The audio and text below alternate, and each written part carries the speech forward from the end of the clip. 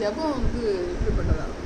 நம்முடைய ஜெபம் பரிசுத்தாவியானவரோட துணையோட வல்லமையுள்ள ஜெபமா? ஏதோ பாயிண்ட்ஸ்க்காக பண்ணுறோம் அப்படின்னா அதோட ஜெபம் வந்து தேவனுடைய சிங்காசனத்தை அசைக்கிற மாதிரி. இப்போது நமக்கு வந்து நார்மலாக வந்து நமக்கு ஜெபம் பண்ணுறோம் அப்படின்னா நம்ம முஸ்லிம்ஸ் என்ன பண்ணுவோம், நம்முடைய தேவைகள். அடுத்து நமக்கு யாராவது சொன்னாங்கன்னா அதுக்குரிய காரியத்தை பார்க்கணும். அதுக்கடுத்து வந்து பார்த்திங்கன்னா அதுக்கு அடுத்த கட்டம் போகும்போது நம்ம அடுத்த என்ன கட்டம் போகணும்னா நம்ம சொந்தக்காரங்க இல்லை நம்மக்கிட்ட கேட்டவங்க இவங்களை பற்றி நமக்கு. ஆனால் நம்முடைய ஜெபம் வந்து எப்படி இருக்குன்னா இது நாம் பண்ணாமல் இருக்குது. ஆனால் நம்முடைய ஜெபம் வந்து எப்படிப்பட்டதாக இருக்கணும் அப்படின்னா முழங்கால் படிக்கிட்டோன்னே நாம்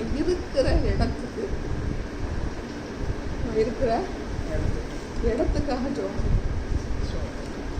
எங்கேயுமே யாரையுமே கர்த்தர் வந்து ஒரு திட்டம் இல்லாமல் அந்த இடத்துல வச்சுருக்க மாட்டார். இப்போ யோனா வந்து எங்கேருந்து எங்கே கொண்டு பேசினார்? அவர் வந்து எங்கே இருந்தார்? தர்ஷீஸுக்கு ஏறினார். ஆனால் அப்போ அவர் எங்கே இருந்திருப்பார் அப்படிங்கிறது வந்து யோனா வந்து சொல்லப்படுறாங்க. ஆனால் யூதாவின் தேசம் தான் சொல்லியிருக்காரு. அமித்தாயின் குமாரன் அப்படிங்கும்போது அவர் என்ன சொல்கிறார், ஒரு இஸ்ரவேலர், ஒரு எபிரேயர். அப்போ அவர் நார்மலாக வந்து எருசலேமில் வந்து நல்லா சுற்றி இருக்கிற ஒரு பட்டணங்களை என்ன சுற்றுவார் இருந்திருக்கார். பட் ஆனால் அவர் எங்கே போச்சுனாருன்னா நினிவேக்கு போச்சு. ஆனால் அவர் வந்து தர்ஷிஸுக்கு போகிறார். அவர் தீர்க்கதரிசியாக இருக்கிறாரு. அதனால் ஒரு இடத்துலேருந்து இன்னொரு இடத்துக்கு என்ன சொல்கிறாரு, செய்தியை கொண்டு போகும்படியாக என்ன செய்கிறாரு, அனுப்புகிறார். ஆனால் அவர் இருந்த இடம் வந்து எந்த இடம்? இல்லைன்னா நம்ம எரேமியா எடுத்துக்கலாம். எரேமியா அமித்தாயின் குமாரனான எரேமியா எடுத்துக்கிட்டோம்னா அவர் வந்து இஸ்ரவேல் பட்டணத்தில் ஒரு பட்டணத்தில் தான் அவருடைய கிராமம் அப்படின்னு சொல்லப்படும். அப்போ அவர் அந்த இடத்துல இருந்து என்ன சொல்கிறாரு, எருசலேமுக்கு வந்து என்ன சொல்கிறாருன்னா தீர்க்கதரிசி சொல்லுகிற தேவன். இப்போ நாம் இருக்கிற இடத்துல நாம் வந்து ஜெபம் பண்ணி பழகணும் அப்படின்னு சொல்லியிருக்காங்க. சொல்லணும்னா மோசே எங்கே இருந்தாரு? மோசே வந்து வனாந்தரத்தில் இருக்கும்போது தான் என்ன பண்ணுறாருன்னா, என் பேர் என்ன செய்யணும், ஜீவ புஸ்தகத்துக்கு கிறுக்கி போடுங்க அப்படின்னு தேவனுடைய ஜனங்களுக்கு என்ன செய்கிறாரு, பரிந்து பேசுகிறார். அர்ப்பணிப்புன்னு சொல்லுவாங்க. அடுத்து எசேக்கியேல் தான் சொல்லணும். எசேக்கியேல் தான் வந்து திறப்பின் வாசலில் இருக்கிற ஒருவரையும் காணேன் அப்படின்னு சொல்லி சொல்கிறார். அவர் சிறையிருப்பில் இருக்கிறாரு. அவர்கிட்ட என்ன சொல்கிற ஆண்டவர் சொல்கிறாரு, தேசத்தினுடைய ரட்சிப்புக்காக, தேசத்தினுடைய காரியங்களுக்காக திறப்பில் இருக்கிற ஒருத்தனை என்ன சொல்லுங்க பார்க்க முடியலை அப்படின்னு சொல்லி சொல்கிறாங்க. அப்புறம் ஒவ்வொருத்தரும் தீர்க்கதரிசிகிட்ட சொல்லும்போது அவங்கவுங்க இருக்கிற இடத்துல கற்றுக்கிறது பேசுகிறது தேவனாகிறது. அடுத்த பட்டணத்துக்கு போகிறோம் அப்படின்னு பயன்படுத்துகிற ஒரு காரியம். இப்போ நம்ம ஜெபங்கிறது வந்து நம்ம இருக்கிற இடத்துல, அவங்க வந்து அந்த இடத்துல இல்லை இப்போ பார்த்தாலும் போயிட்டே இருக்காங்களா அப்படிங்கிற நம்ம பேர் சொல்லணும். இருக்கிற இடத்துல நம்ம என்ன செய்யணும், இடத்துக்காக ஜெபம் பண்ணி போகணும். நம்முடைய பட்டணத்துக்காக நம்முடைய கிராமம் எங்கே இருக்கிறோமோ அங்கே வந்து ஃபஸ்ட்டு என்ன செய்யணும், ஜெபம் பண்ணி.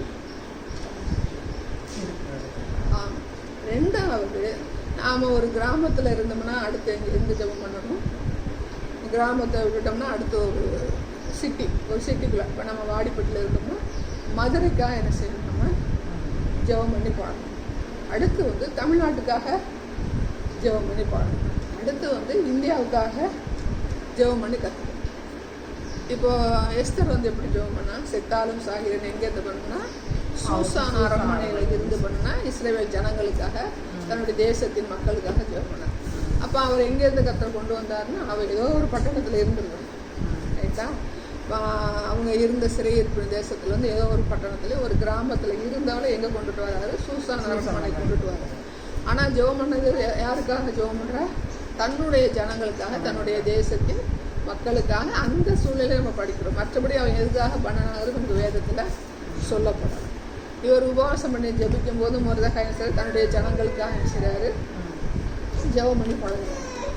அப்போது நாம் வந்து வாடிப்பட்டி, மதுரை, சென்னை, தமிழ்நாடு, அதுக்கு அடுத்த கட்டம் வந்து இதை விட்டுட்டு அடுத்து வந்து தேசங்களுக்காக நாம் வந்து ஜெபம் பண்ணி பழகணும். இது வந்து நம்ம ரொட்டீனாக வச்சுக்கிறோம்மா. அப்படின்றது கிடையாது. நம்மளுடைய நோக்கம் இல்லை, நம்மளுடைய சிஸ்டமேட்டிக்காக நம்மளுடைய ஜெபம் அப்படிங்கும்போது நார்மலாக நம்ம டெய்லி பண்ணிடுவோம். என்ன பண்ணிடுவோம்? நம்ம வீட்டுக்காக, ரட்சிப்புக்காக, நம்ம சொந்த பந்தங்களுக்காக, நம்ம சபைக்காக, நம்ம சபையின் மக்களுக்காக எல்லாத்துக்கும் ரிலேட்டடாக பண்ணிடுவோம். ஆனால் என்ன பண்ண மாட்டோன்னா, நாம் இருக்கிற கிராமத்துக்காகவோ, பட்டணத்துக்காகவோ, மதுரைக்காகவோ, தமிழ்நாட்டுக்காகவோ, இந்தியாவுக்காகவோ என்ன செய்ய மாட்டோம். ஏதாவது ஒரு சூழ்நிலை வரும்போது என்ன செய்வோம்? அடுத்து உலக நாடுகளுக்கு என்ன செய்வோம்? ஏதோ ஒரு இதை கேள்விப்பட்டோம்னா என்ன செய்வோம்? ஆனால் எமில் ஜெபசிங் என்ன பண்ணுவாங்கன்னா, இந்திய மேப்பை விரிச்சு வச்சு அவர் என்ன செய்கிறார், 70 வயசு வரைக்கும் கண்ணீரோடு ஜோம் பண்ணியிருக்கிறார். அப்படி புஸ்தகங்கள் இருந்திருக்காங்க. இங்கிலாந்து தேசத்தை அசைக்கக்கூடிய ஒரு மிஷினரி முழங்கால் போட்டாலே இங்கிலாந்து ராணியோட உடம்பெல்லாம் எரியுமா. உடம்பெல்லாம் எரிஞ்ச உடனே அந்த ஊழியக்காரர் என்ன செஞ்சுட்டாரு, முழங்கால் போட்டுட்டாரு, அவரை போய் ஜெபம் பண்ண வேணாம்னு சொல்லு அப்படின்னு சொல்கிற காரியங்கள் நமக்கு என்ன செஞ்சிருக்கு, நடந்தது. அப்போ இது எல்லா விதத்திலும் நாம் என்ன செய்கிறோம், குறைவுள்ளவர்களாக இருக்கோம். அந்த அவருக்கு என்ன பாக்ஸ். அப்போ இந்த எல்லா காரியங்களும் நமக்கு என்ன, ஜெபத்தில் குறைவுள்ளவர்கள். நமக்கு ஒரு சாட்டிஸ்ஃபை ஆகுது. நம்ம ஏதோ ஒன்று கேட்டோம், அது கிடச்சிருச்சு, அது நடந்துருச்சு அப்படின்னா அதுலேயே நம்ம என்ன செஞ்சோம், சந்தோஷம் அடைஞ்சு என்ன செஞ்சோம், அடுத்த கட்டத்துக்கு நம்ம நகர்ந்து போகிற பிள்ளைகளாக இருக்க மாட்டோம். இது நம்மளுடைய குறைவு நம்ம எடுத்துக்கணும். சரி, நம்ம எல்லாமே இருக்குது.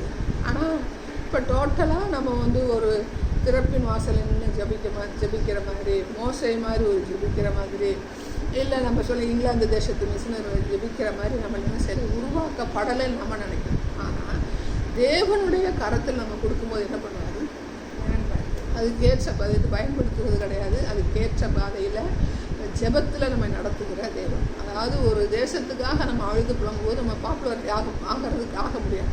பயன்படுத்துகிற பாத்திரம் தான் பாப்புலாரிட்டி ஆகும், பிரபலம் அடைவாங்க. ரைட்டா?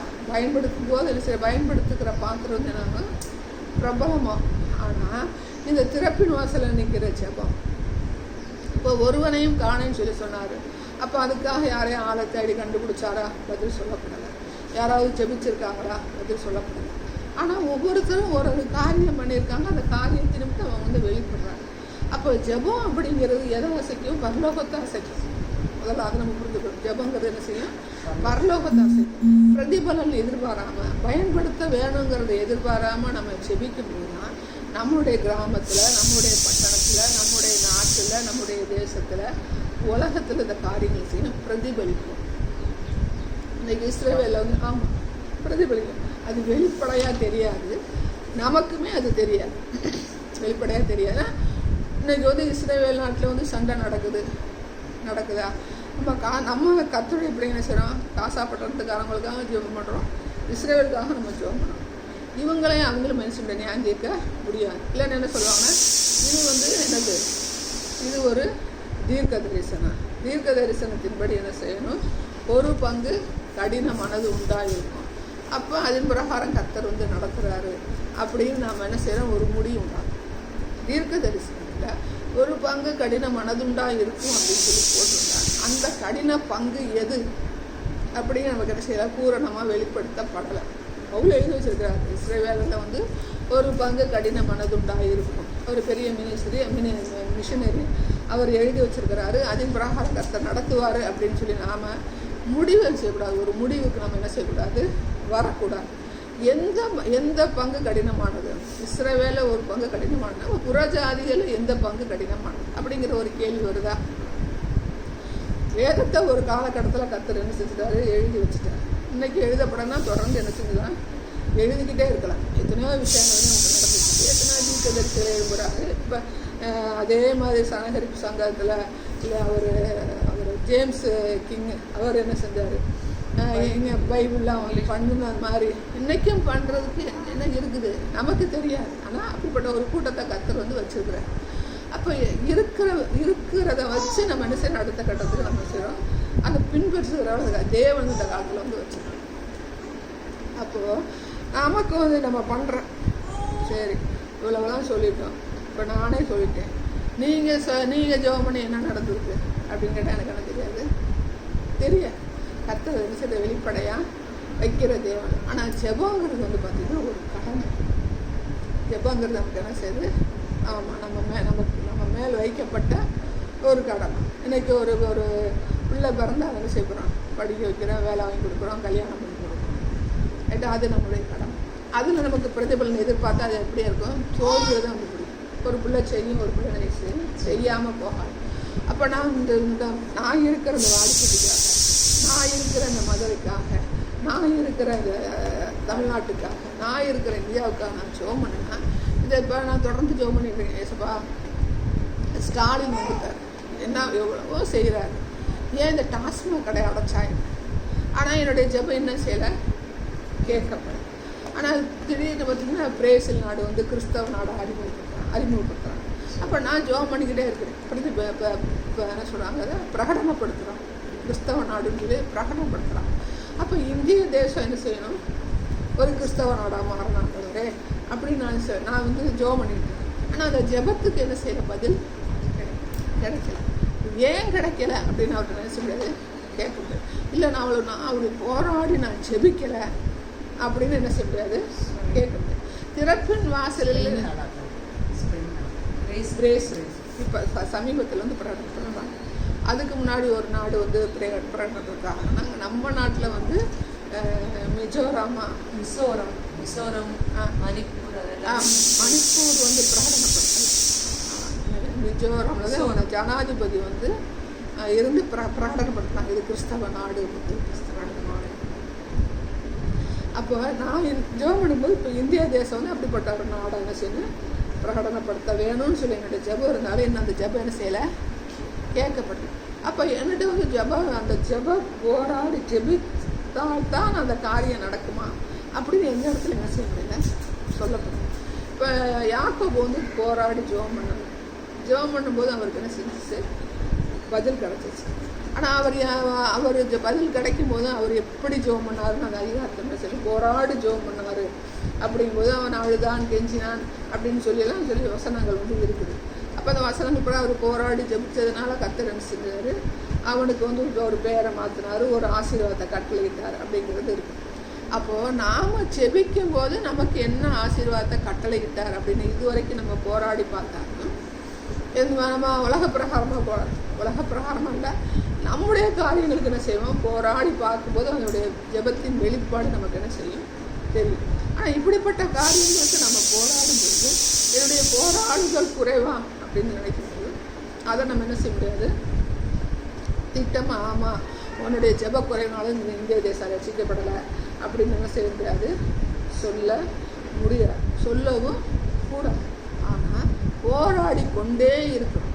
இன்றைக்கி வந்து இஸ்ரவேலுக்காக நம்ம ஜெபம் பண்ணுறோம், இந்திய தேசத்துக்காக நம்ம ஜெபம் பண்ணுறோம், ஆடிப்பட்டிக்காக நம்ம ஜெபம் பண்ணுறோம். அப்படி ஜெபம் பண்ணும்போது கர்த்தர் அங்கே செய்வார்னா அதினதின் காலத்திலே நேர்த்தியாக செய்கிற தேவன் என்ன செய்வார், எந்த வேலையில் வந்து என்ன செய்யணும், கர்த்தர் வந்து ஒரு இந்திய நாட்டை வந்து கிறிஸ்தவ நாடு அப்படின்னு பிரகடனப்படுத்த கர்த்தர் சித்தம் கொண்டு இருக்கிறாரோ அந்த நாட்களில் என்ன செய்வார்.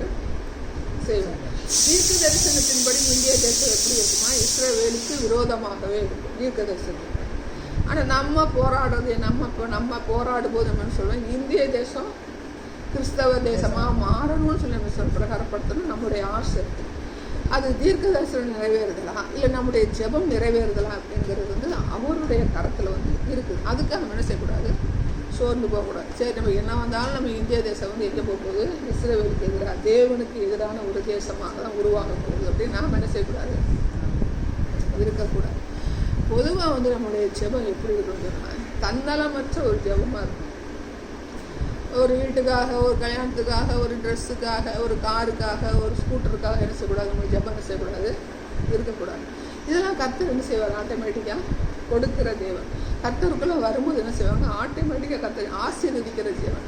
நம்ம ஆண்டவர்கிட்ட வந்து ஜெபம் பண்ணி தான் அந்த காரியங்களை வாங்கணும் அப்படின்னு சொல்லி எந்த இடத்துல என்ன செய்யலாம் சொல்லப்படுறாரு. என்ன சொல்கிறாரு, ஒரு உன்னோட உலக பிரகாரமான ஒரு தகப்பை வந்து என்ன செய்யலாம், உனக்கு முட்டையும் மீனும் கொடுக்க தெரிஞ்சிருந்தா பரமபிதா எல்லாத்தையும் அறிந்திருக்கிற தேவன். காக்கைக்கு என்ன செய்கிறாரு, ஆகாரம் கொடுக்குறாரு, பூக்களுக்கு என்ன செய்கிறாரு, ட்ரெஸ்ஸை கொடுக்குற தேவன். அதெல்லாம் ஆட்டோமேட்டிக்காக உனக்கு செய்தவங்க, அதை குறித்து நீ கவலைப்படாதுன்னு சொல்கிறாரு. முதலாவது என்ன செய்கிறாம தேவனுடைய ராஜ்யத்தை தேவை, அப்பொழுது இவைகளெல்லாம் உங்களுக்கு கூட கொடுக்கப்படும் அப்படின்னு சொல்லி அதை எல்லாத்தையும் முடிச்சிடறாரு. ஆனால் திறப்பின் வாசலில் நிற்கிற ஒருவரையும் என்ன செய்ய முடியல, பார்க்க முடியலை. அப்படிங்கும் போது நம்ம சரி திறப்பின் வாசலில் இப்போ இந்த இந்திய தேசத்துலேயோ இந்த வாடிப்படி பட்டணத்துலையோ இந்த மதுரையிலையோ இந்த தமிழ்நாட்டிலையோ யாருமே இல்லையா, அதனாலவே ஒரு காரியம் நடக்கலையா அப்படி நம்ம என்ன செய்ய முடியாது, திட்டம் பண்ண முடியாது. ஏன்னா எலியா சொல்கிறாரு, நான் உங்களுக்கு எவ்வளவோ வைராக்கியம் இருந்தேன். அப்போ அந்த எலியை பற்றி என்ன சொல்கிறாரு, வாகாலுக்கு முடங்காத 7000 பேர் இருக்காங்களா அப்படின்னு சொல்லி எலியாவுக்கு என்ன சொல்கிறாரு, பதில் சொல்லுகிற தேவனாக இருக்கிறார். அப்போது ஜெபம் வந்து நம்ம ஜெபம் பண்ணும்போது இந்த இந்திய தேசம் தேவனுடைய தேசமாக பிரகடனப்படுத்த வேணுங்கிற ஒரு ஆசையோட ஒரு விருப்பத்தோடு நம்ம பண்ணும்போது அது அவருடைய பதிவேட்டில் பதிவு பண்ணப்பட்டிருக்கு. அப்போ நம்முடைய கடமையை செய்யும்போது எனக்கு பிரகடனப்படுத்துங்க அப்படின்னு கர்த்தர் சொல்லும்போது அந்த கர்த்தர் அந்த காரியத்தை பிரகடனப்படுத்துகிறாரா படுத்தலையாங்கிற அடுத்த கட்டத்துக்கு போகாமல் இந்த ஜெபம் எப்போவுமே எப்படி இருக்குன்னு, ஏசப்பா இந்திய தேசம் என்ன செய்யணும், ஒரு கிறிஸ்தவ நாடாக மாதிரி பிரகடனப்படுத்தினார், ஒரு அமெரிக்க தேசமாக மாதிரி பிரகடனப்படுத்தினார். ஆனால் அமெரிக்க தேசத்தை சொன்னோன்னு என்ன சொல்லுவாங்க, அங்கே ஏகப்பட்ட பாவங்கள் இருக்குது. அந்த நெகட்டிவ் தாட்டை கொண்டுட்டு வரவங்க கிறிஸ்தவ நாட்டாக பிரகடனப்படுத்தும் போது அங்கே என்ன செய்ய, கிறிஸ்தவனுடைய தேவனுடைய சந்ததி பலுகி பெறுவார், தேவனுடைய ராஜ்யம் கட்டப்படும், ஒரு அனுகூலமான கதவுகள் வந்து திறக்கப்படும். சரி, அதனால நம்ம சொன்ன அமெரிக்க ஏதாவது ஒன்று சொன்னோன்னு சொல்லுவாங்க, அமெரிக்க தேசம் வந்து கிறிஸ்தவ நாடாக இருக்குது, அங்கே இல்லாத பாவங்களா அப்படிங்கிற ஒரு நெகட்டிவ் தாட்டு மக்கள் எப்போவுமே என்ன செய்யக்கூடாது, பேசவும் கூடாது, வரவும் கூடாது. அப்போ நம்ம வந்து போராடி போராடி போராடி ஜோமன செல்வன்னு செய்வாங்க, கல்யாணத்துக்காக போராடி போராடி ஜெயிப்பாங்க, ரட்சிப்புக்காக போராடி போராடி ஜெயிப்பாங்க, ஆலய கட்டுமான பணிக்காக என்ன செய்வாங்க, போராடி போராடி ஜெபிச்சு தன்னுடைய ஜீவனே இழந்து கொள்ளக்கூடிய ஆட்களும் இருக்கிறாங்க. நாம் தம்பிக்காக ரட்சிப்புக்காக என்ன செய்யணும், ஜோமனை பாஸ்டிங் போட்டு அவங்களுடைய ஜீவனை இழந்து கொள்ளக்கூடிய ஆட்கள் இருக்கிறாங்க. ஆலயத்தின் பிரகாரம் போகும்போது ஒவ்வொரு தேவைகளுக்காக உபவாசம் போட்டு தங்களுடைய ஜீவனை இழந்து கொள்ளக்கூடிய ஆட்களும் இருக்கிறாங்க. ஆனால் இப்போ நமக்கு வந்து ஆலயம் வேணும், ஆராதிக்க ஆலயம் வேணும். அப்படி தேவனுடைய திட்டம் நம்ம ஆலயம் ஆராதிக்கிறதுக்கு ஒரு கட்டடம். ஆனால் நம்முடைய ஜீவன் முழுவதும் என்ன செய்யக்கூடாது, இந்த ஆலய பணிகளுக்காக உபவாசத்தை போட்டு ஜீவனை இழந்து போகிறவர்கள் எப்பவுமே என்ன செய்யக்கூடாது, இருக்கக்கூடாது. இதுக்காக நம்ம உபவாசம் போடக்கூடாதுன்னு சொல்லலை, உபவாசத்தில் ஞானம் என்ன செய்யணும், உபவாசம் வந்து போடணும். இப்போ இவர் தாவீது என்ன பண்ணார், ஆலய கட்டுமான பணிக்கு ஏற்ற எல்லா காரியங்களும் என்ன செஞ்சார், நிறைய பொருள் எல்லாமே சேர்த்து வச்சு சாலமோனை கட்டுறதுக்கு கர்த்தர் என்ன செய்கிறாரு, உபயோகப்படுத்துகிறார். உபயோகப்படுத்தும் போது நம்ம ஒரு காரியம் அவர் சொல்லிட்டாரு, அவர் திட்டம் பண்ணிட்டார் அப்படின்னு கடந்து போகும்போது எல்லாமே அவரை நோக்கி பார்க்குறோம். எதிர்மறையான காரியங்கள் வரத்தான் செய்யும். அப்போ நம்ம என்ன செய்யக்கூடாது, சோர்ந்து போகக்கூடாது.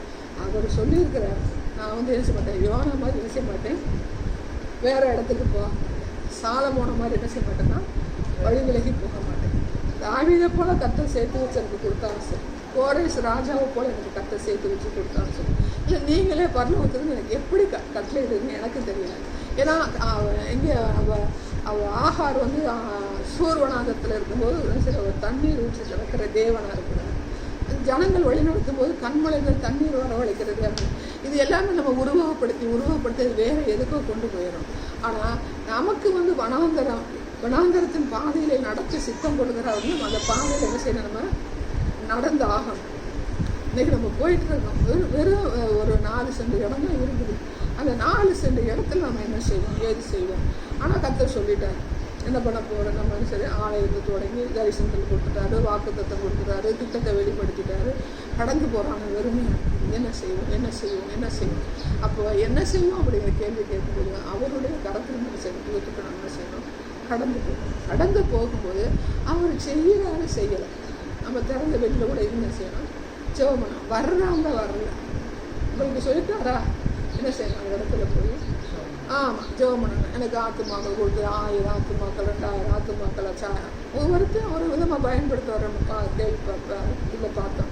வெளிநாட்டு போங்க வந்து 80 லட்சம் பேரை வந்து என்ன செஞ்சார், விசுவாசியில் உருவாக்குனாரு. இன்றைக்கி நம்ம இந்திய தேசத்தில் யார் இருக்கிறாரு, சதீஷன் ஒருத்தர் இருக்கிறார், அவர் 25 லட்சம் பேர் இருக்கிறாங்கன்னு சொல்கிறாங்க. அது வந்து நமக்கு அது அப்படிப்பட்ட காரியங்கள் நமக்கு வந்து ஒரு புத்துணர்ச்சியை கொடுக்கணுமே தவிர அவர் மாதிரி என்னை பயன்படுத்த என்ன செய்யக்கூடாது, கேட்கவும் கூடாது, நம்ம என்ன செய்யக்கூடாது, நினைக்கவும் கூடாது. நம்ம இருக்கிற இடத்துல 4 சென்டில் கொடுத்துருக்கிறாரா, 4 சென்டில் எத்தனை ஆத்துமாக்கள் வர்றாங்கன்னு பார்க்கக்கூடாது. அவரே இந்த 4 சென்டில் நான் என்ன செய்வேன், வெட்ட வெளியாக இருந்தாலும் திறந்த வெளியாக இருந்தாலும் என்ன செய்வேன், ஆராதிப்பேன். நான் யாரையும் கூப்பிட மாட்டேன்.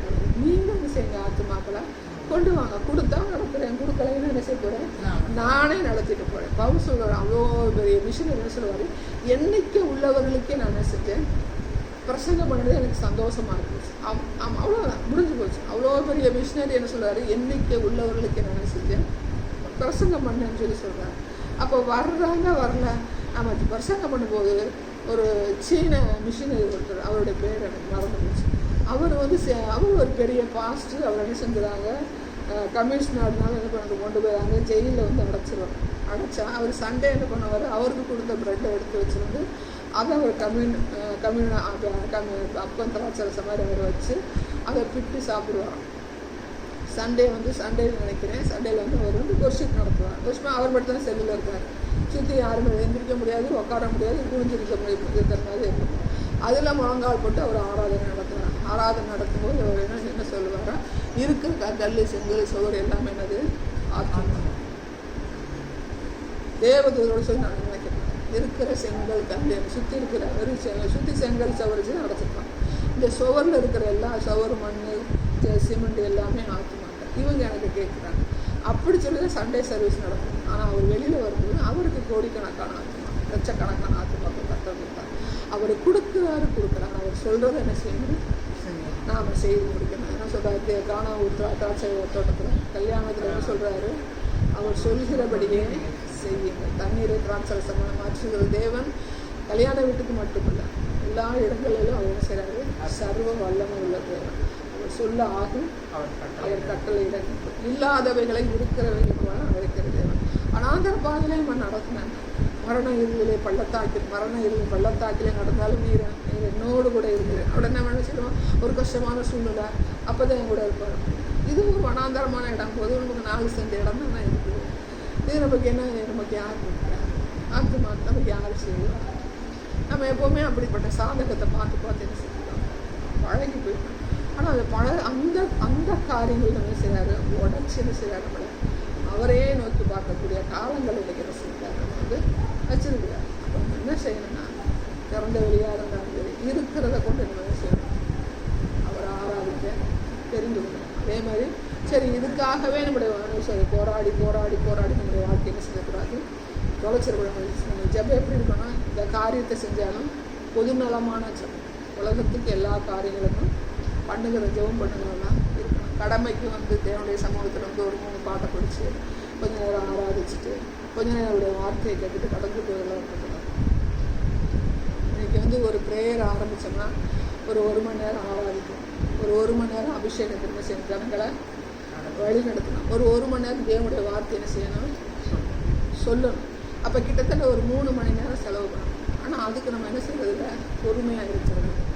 அப்போ இந்த காரியங்களுக்கு நம்ம பொறுமையாக இல்லாமல் என்ன செய்கிறாரு, கர்த்தருடைய காரியங்களை என்ன செய்யணும், ஆழத்தில் என்ன செய்யணும்ல கொண்டு போக முடியலை. இசையத்தில் நம்ம பார்க்கும்போது சொல்கிறாரு, கணுக்கால் அளவு, முழங்கால் அளவு, இடுப்பளவு, அப்புறம் நீச்சல் அளவுன்னு சொல்லி சொல்கிறாங்க. இப்போ நம்ம என்ன அபிஷேகத்தை நடத்துகிறோம், ஆமாம், லேசாக நம்ம பேசணும், அந்நிய பாஷையில் பேசுகிறோம், அப்புறம் நல்லா அந்நிய பாஷையில் இப்படி ஒவ்வொன்றுக்கும் நம்ம என்ன ஒரு ஒரு ஒரு ஒரு உருவகத்தை கொடுத்து அப்படியே முடிச்சோம்.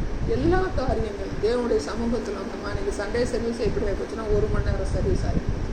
அப்போ நேரங்களை குறுக்க தேவனுடைய அசைவாடுதல், தேவனுடைய இடைப்படுதல் எல்லாமே என்ன செய்யுது, குறைஞ்சி போயிடுது. ஒன்றுமே எல்லாம் குறைஞ்சி போயிடுறது, ஒன்றுமே எல்லாம்.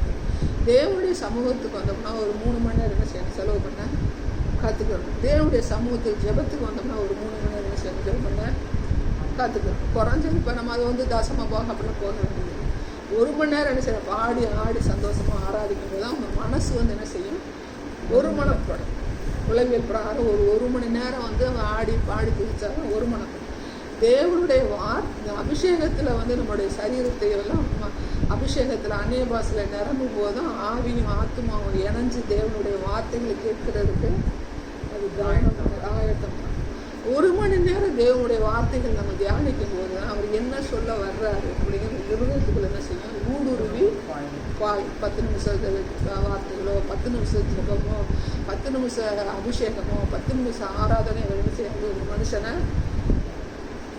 உருமாற்றம், அதாவது அவனை புதுப்பிக்க முடியாது, அது கூடாத காரியம். ஆனால் இன்னைக்கு ஓடுற உலகத்தில் ஆத்துமாக்கள் வரட்டும்னு சொல்லி சர்வீஸை பிரிக்கிறான், ஆராதனை பிரிக்கிறான். 1 மணி நேரம் போதும்னு சொல்லி சொல்கிறான்.